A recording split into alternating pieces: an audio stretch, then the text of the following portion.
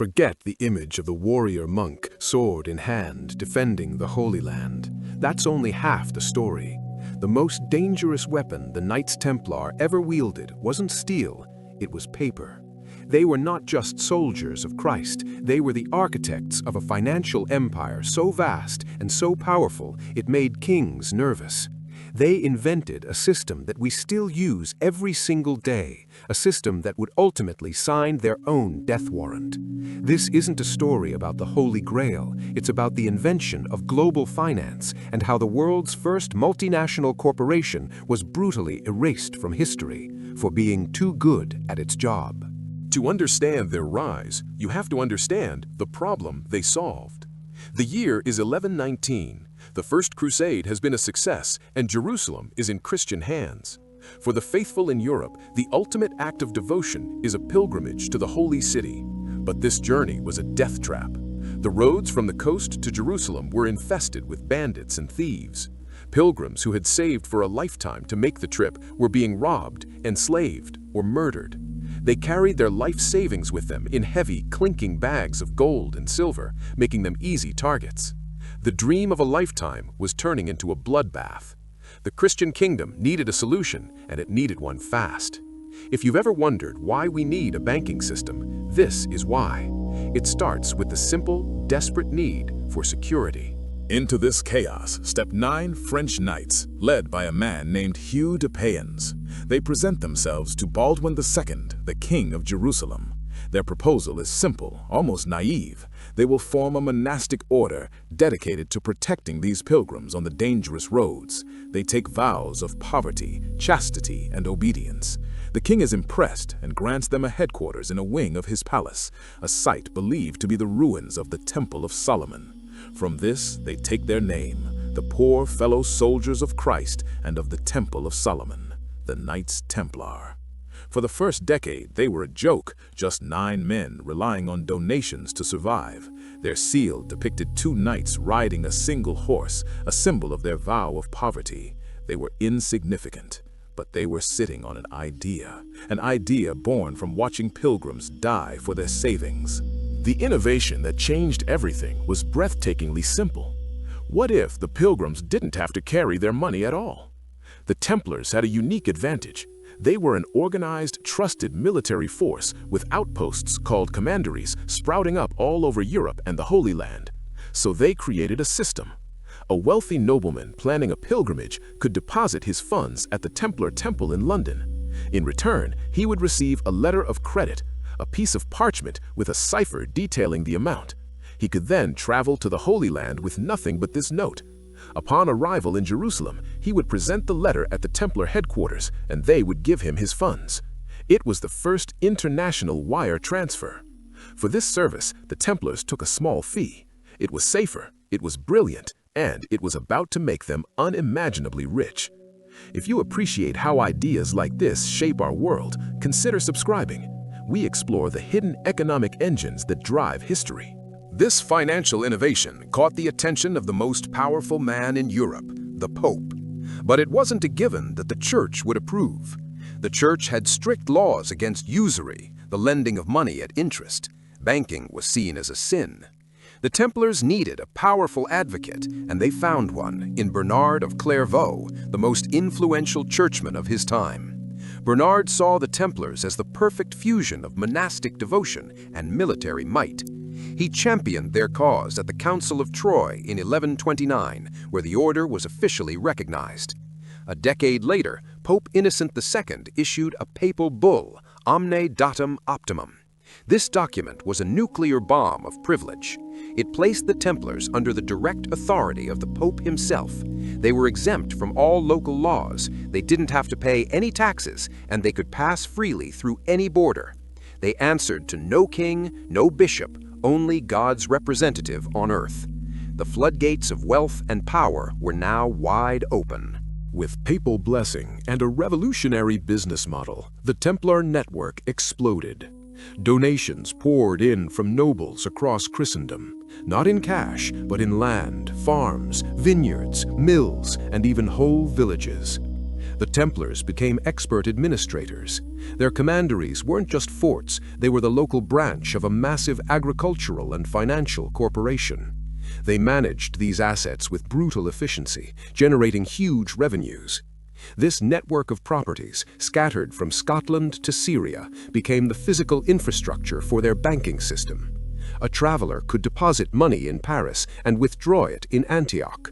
They were building a parallel economy, one that was more reliable, more secure, and more international than any kingdom's treasury. Their reputation for integrity and their military strength made them the safest place to store wealth. Soon, it wasn't just pilgrims using their services, it was kings and popes. The Templar Temple in Paris became the de facto treasury of France.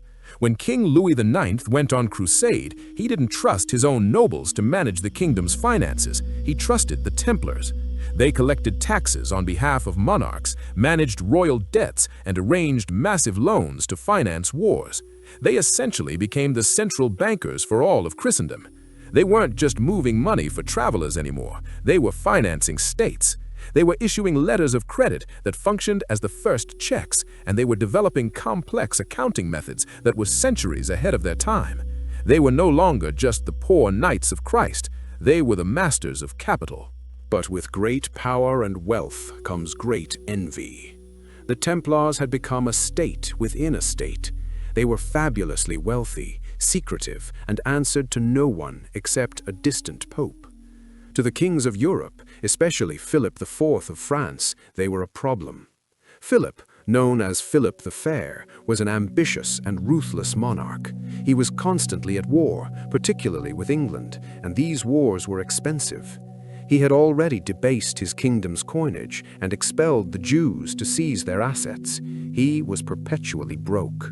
And right in the heart of his capital, Paris, stood the Templar fortress, a symbol of a power and wealth he could not touch. Worse, Philip was deeply in debt to the Templars. He owed them a fortune, and for a king like Philip, there is only one way to deal with a creditor you can't repay. Philip wasn't just going to default on his loan. He was going to erase the entire institution. It was the ultimate debt cancellation scheme. But he couldn't just attack them militarily. They were a holy order protected by the Pope. A direct assault would be spiritual suicide. He needed a pretext. He needed to turn the Templars from heroes of Christendom into its greatest enemy. For this, he needed the Pope's cooperation. The current Pope, Clement V, was a Frenchman who owed his position to Philip's influence. He had even moved the papacy from Rome to Avignon in France, making him a virtual prisoner of the French king. Philip and his chief minister, the ruthless Guillaume de Nogaret, began to apply immense pressure on Clement. They started a smear campaign, spreading dark rumors about the Templars' secret initiation ceremonies. The charges they concocted were designed for maximum shock and horror. They accused the Templars of heresy. They claimed that new recruits were forced to deny Christ and spit on the crucifix. They accused them of institutionalized sodomy, and most famously, they accused them of worshiping a mysterious idol, a bearded head they called Baphomet. There is almost no credible evidence that any of this was true. The Templars were a secretive order, and their initiation rites were private, which made them an easy target for slander. The charges were a masterpiece of black propaganda aimed at destroying their reputation and justifying the unthinkable. Philip now had his excuse. He wasn't a king defaulting on his debt. He was a pious ruler cleansing his kingdom of heretics. The trap was set. On Thursday, October 12, 1307, sealed orders were sent to royal agents throughout France. They were to be opened simultaneously at dawn the next morning. At sunrise on Friday, October 13th, a date that has been associated with bad luck ever since, Philip's men struck. In a stunningly coordinated military operation, every Templar in France was arrested. The Grand Master, Jacques de Molay, was taken in Paris. They were caught completely off guard. They were soldiers, but they saw themselves as agents of the French crown, their primary bankers. They had no reason to suspect the king they served would betray them so completely. In a single morning, the most powerful organization in Europe was decapitated. With the Templars in chains, the second phase of Philip's plan began, extracting confessions. The knights were handed over to the Inquisition. Systematic, brutal torture was applied. They were starved, stretched on the rack, their feet were roasted over fires. Under this agony, many knights, including the Grand Master Jacques de Molay, confessed to the fabricated charges. It was humanly impossible to resist. However, when a group of Templars were brought before papal representatives and felt safe, many bravely recanted their forced confessions, proclaiming the order's innocence. Philip's response was swift and barbaric. He had 54 of the recanting knights burned at the stake as relapsed heretics, a clear message to any others who might think of telling the truth. The show trial dragged on for 7 years. Finally, in 1314, Jacques de Molay and other Templar leaders were brought to a scaffold in front of Notre Dame Cathedral to hear their sentence of perpetual imprisonment. But the Grand Master had one last act of defiance. He recanted his confession again, loudly proclaiming his innocence and the innocence of the order. A furious King Philip ordered him to be burned at the stake that very evening. As the flames rose around him, legend says Jacques de Molay issued a curse. He summoned both Pope Clement and King Philip to appear with him before the judgment of God within a year. Whether a curse or a coincidence, Pope Clement died just 1 month later from a sudden illness. King Philip the Fair died before the year was out from a stroke suffered during a hunting trip. The two men who destroyed the Templars were dead. The Templar Order was officially disbanded by the Pope in 1312. Their vast assets, their lands and properties, were supposed to be transferred to their rivals, the Knights Hospitaller. In reality, Philip and other monarchs seized the lion's share. But the legendary Templar treasure, the vast hoard of liquid assets from their banking operation, was never found. It seems to have vanished just before the arrests, spirited away by the Templar fleet. But the Templars' true treasure wasn't gold or silver. It was their system, their knowledge, and that didn't die. The Italian bankers of Lombardy and Florence who had worked with the Templars picked up where they left off. Families like the Medici would use the same techniques of letters of credit and international networks to finance the Renaissance. The Templars were erased, but their financial DNA is embedded in the global economy we live in today.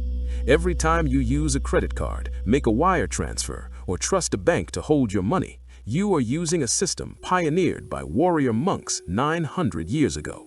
So, were the Knights Templar heretics? The evidence says no. They were something far more dangerous. They were a creditor that a powerful nation couldn't repay and couldn't control. They created a private, international financial system that transcended the power of kings. Their destruction wasn't about faith. It was the world's first great, violent financial reset. A brutal takeover of a system that had become too powerful. It's a story that echoes through history, a stark reminder that when financial power becomes concentrated and challenges the authority of the state will eventually find a way to strike back, with or without reason. The greatest secret of the Knights Templar wasn't a holy relic. It was the blueprint for modern capitalism, and they paid for it with their lives. What do you believe was the real reason for their downfall? Was it Philip's debt or something more sinister? Let me know in the comments below.